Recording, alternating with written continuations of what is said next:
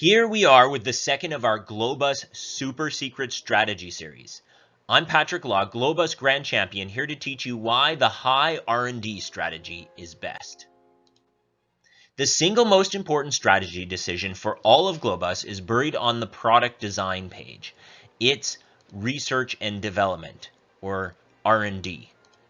The way that I want you to think of R&D in the first half of GLO-BUS is like a big black box. You put your money into it, and later, after some amount of time, you get money back out of it.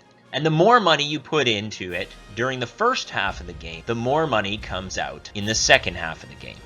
It's not really that simple, is it? Well, it sort of is, and if you stick around, I'll prove it to you. Number one, R&D accumulates. R&D accumulates means that the money you put in before stays there, and if added to in the first half of the game, contributes to your eventual payoff. Second, R&D pays out over time. R&D is an annuity. That means if you put just $1 of EPS in year 6, you will get out a stream of income over the remaining years of GLO-BUS until the end of the game. If you like this content, please like. Finally, unless your grade in this class is just participation, you're going to want to understand this final R&D point. Early EPS is equivalent to late EPS. Yes, the almost always ignored EPS GLO-BUS scoring box says so. We read, game-to-date scores are based on a weighted average of the annual EPS performances. For example, if you took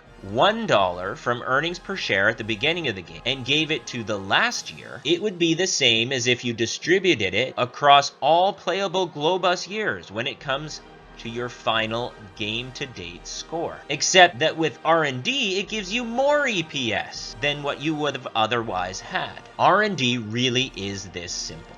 And that is why high R&D is the best GLO-BUS strategy ever in the game's first half.